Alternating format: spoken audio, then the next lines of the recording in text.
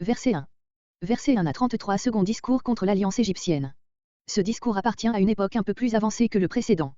Le projet d'alliance égyptienne, formé, en secret depuis quelque temps, Ésaïe 29.15, est maintenant en voie d'exécution, les ambassadeurs de Juda sont en route pour l'Égypte, Ésaïe 30.2, Ésaïe 30.4, Ésaïe 30.6. Le prophète montre la folie de ceux qui s'en vont à grands frais réclamer l'appui d'un peuple qui ne leur sera d'aucun secours, plutôt que de se confier en Dieu, versets 1 à 7, l'Éternel est irrité de leur incrédulité, versets 8 à 14, mais il n'attend que leur prière pour leur faire grâce, versets 15 à 18, les combler de bénédictions, versets 19 à 26, et détruire leurs ennemis, versets 27 à 33. Verset 1 à 7 l'alliance avec l'Égypte ne servira de rien. Verset 2. Qui descendent. C'est le terme ordinaire pour désigner les voyages de Palestine en Égypte, Genèse 12.10.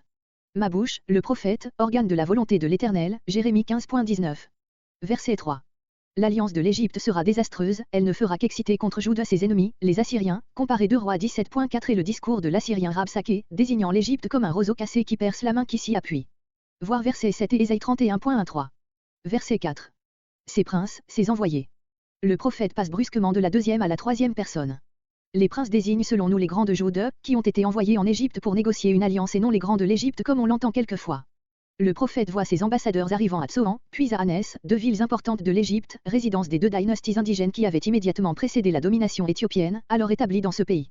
Allez, semble leur dire le prophète, pénétrez, aussi avant que vous le voudrez, en Égypte, cela ne vous servira de rien. Sur Tsoan, voir Ésaïe 19.11, note, Hanès, chez Hérodote, Anisi, plus tard nommé Héracléopolis, était situé plus au sud, dans l'Égypte moyenne, sur une île du Nil. Verset 6. Sentence des bêtes du Midi. Ce titre fait des 2 versets 6 et 7 un petit oracle à part, qui est inséré ici comme une énigme propre à piquer la curiosité. Il est tiré du verset 6. Les bêtes du Midi peuvent désigner ou les bêtes de somme qui portaient les présents des Échias en Égypte ou les animaux malfaisants dont est infesté le désert situé entre la Palestine et l'Égypte. Ce dernier sens est préférable. Sur l'emploi du mot Midi dans l'Ancien Testament, voir Ésaïe 21.1, note. Il est possible que ce titre n'appartienne pas au texte d'Ésaïe et qu'il ait été ajouté par le collecteur de ses prophéties. Mais il faudrait dans ce cas étendre cette supposition aux titres analogues, Ésaïe 21.1 et Ésaïe 22.1. À travers une contrée, comparée sur cette même contrée, Deutéronome 8.15. Dragon volant. Voir Ésaïe 14.29, note. Leur richesse, les présents que les ambassadeurs juifs portent au roi d'Égypte pour acheter son alliance. Comparé 1 Roi 16.29, 2 Rois 16.7-8. Verset 7.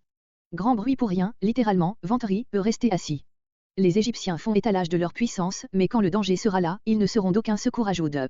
Éphraïm venait de faire une expérience toute pareille. L'alliance conclue par Osée de Samarie avec l'Égypte ne lui avait servi de rien et n'avait pas empêché les 10 tribus d'être écrasées par les Assyriens, 2 Rois 17.1. Le mot Rahab, vanité, forfanterie, est employé comme nom poétique de l'Égypte Ésaïe 51.9, Psaume 87.4, Psaume 89.11. Verset 8. Verset 8 à 14 La confiance du peuple dans l'Égypte et son incrédulité envers Dieu prépareront sa ruine. Tableau, livre, sont probablement ici synonymes. Il ne s'agit pas d'écrire 2 fois les mêmes choses. Ce que le prophète reçoit l'ordre de rédiger, c'est sans doute le contenu des versets 1 à 7, ou peut-être seulement le nom significatif dans lequel il vient de résumer toute sa pensée relativement à l'alliance avec l'Égypte. Il doit être bien constaté qu'il a prédit d'avance l'issue fatale de cette alliance, en sorte que, quand l'événement lui donnera raison, on soit obligé de reconnaître qu'il avait parlé de la part de Dieu. Une telle démonstration est rendue nécessaire par l'incrédulité du peuple, versets 9 à 11. Comparez Ésaïe 8.12. Verset 10. Il pousse l'insolence jusqu'à interdire aux prophètes de Jéhovah de prophétiser. On ne doit pas supposer qu'ils prononcent ouvertement les paroles qui sont mises dans leur bouche. Ésaïe exprime ici, comme Ésaïe 28.15, la pensée de leur cœur. Des illusions, le bonheur, la paix, au lieu des châtiments prédits par Ésaïe. Comparez 1 Roi 22.13-14, Jérémie 11.21, Jérémie 14.13 et suivant. Verset 11.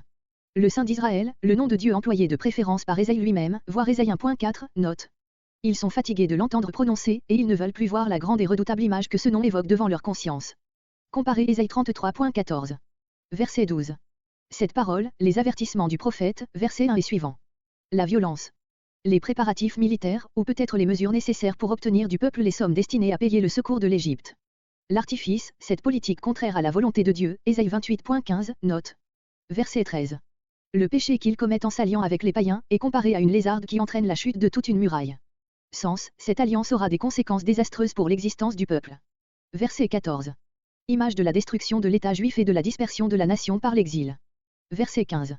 Verset 15 à 18 Il n'aurait qu'à se confier en Dieu pour être sûrement délivré. Comparez le verset 15 et Ésaïe 7.1.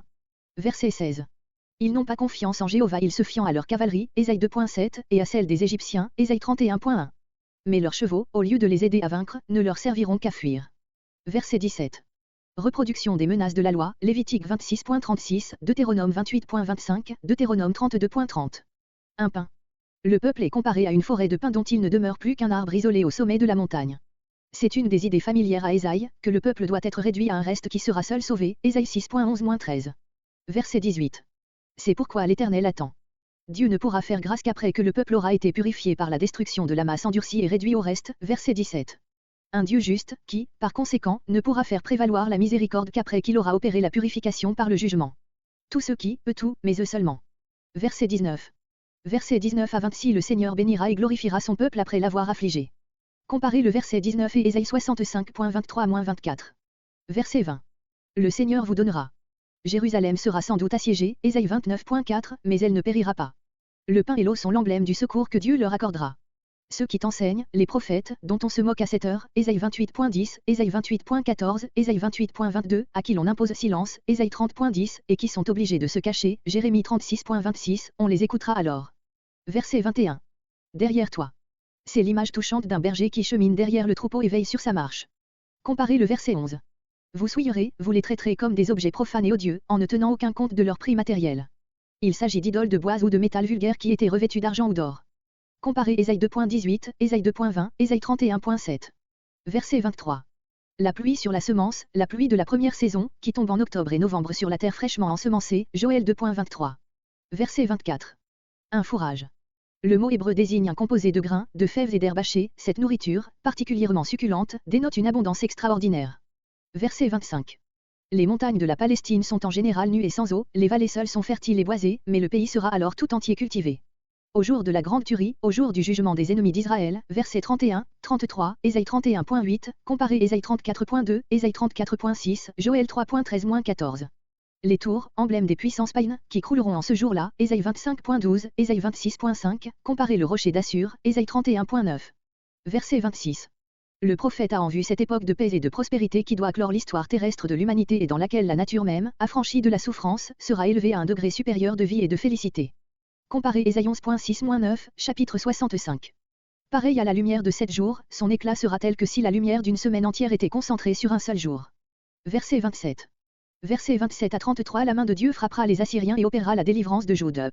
Au tableau du salut final d'Israël, versets 19 à 26, répond celui du jugement d'Assur, qui est ici, comme si souvent dans Ésaïe, le représentant typique du monde païen, versets 27 à 33.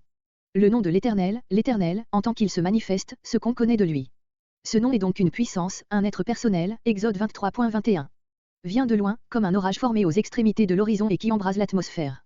À cette première image s'enjoignent plusieurs autres et d'abord celle d'un homme qui frémit de colère.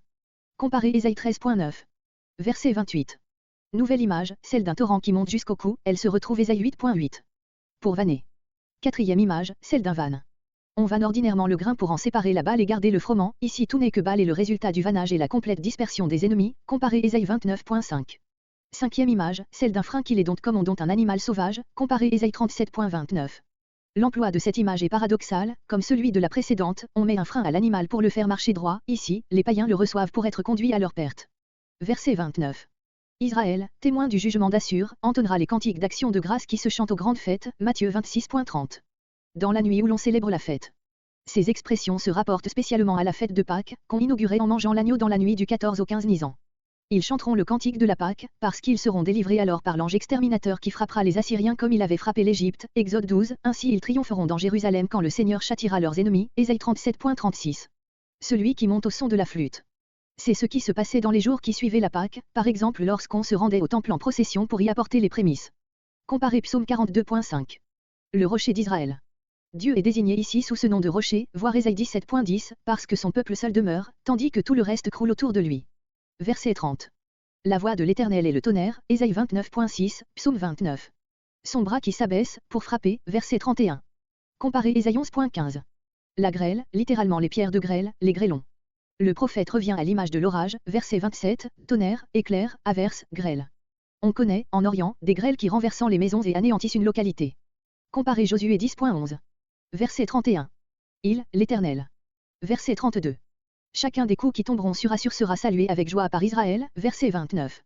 Verset 33. Le jugement des Assyriens est certain, car la place où leurs cadavres doivent être consumés est déjà préparée. Toph. C'est le nom donné à un endroit de la vallée de Un-Homme, où l'on avait offert, au temps d'Achaz, des sacrifices humains à Moloch, 2 Rois 23.10, 2 Chroniques 28.3, plus tard on fit de ce lieu une voirie, Jérémie 7.31 et suivant. Pour dépeindre la destruction des Assyriens, Ésaïe représente que leurs cadavres y seront brûlés. Pour le roi d'Assyrie. Profond et large, un bûcher digne d'un roi et où il y aura place pour beaucoup de corps morts. Un torrent de soufre, c'est-à-dire du soufre enflammé, qui allumera le bûcher déjà préparé. Allusion peut-être à la pluie de feu et de soufre qui embrasa Sodome et Gomorrhe, Genèse 19.24, comparé versets entre 27 et 28.